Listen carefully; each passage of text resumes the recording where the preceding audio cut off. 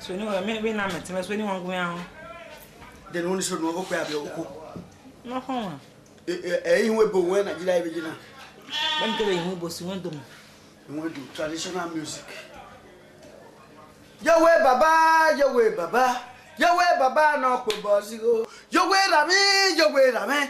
Yahweh Rami no ko bosigo. Yo, Yahweh Rami o. Igario logo. Oh, P-square. Igario logo. Yahweh,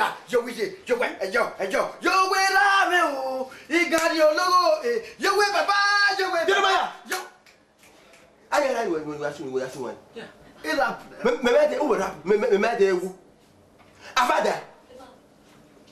Debueyi, Avada. Me who there? Me why who there? We was when we dame. He must run ya. Debueyi, akika. Debueyi, me your father, Avada. You want me mama P-square, no? Me mama. Kuwe ko me mama.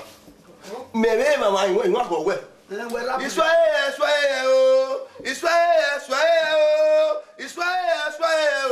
Era sua moço la pa.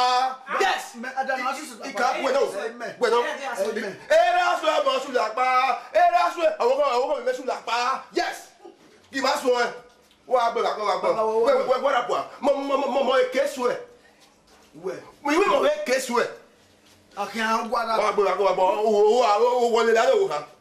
Me pe wo wa. We akan u rap na na. Wa so wa. Me gwa rap. Yo we la me o. Yo we la me ka yo lo e do rap na. Jealousy. Yo we la. Yo we la. Ikan yo lo.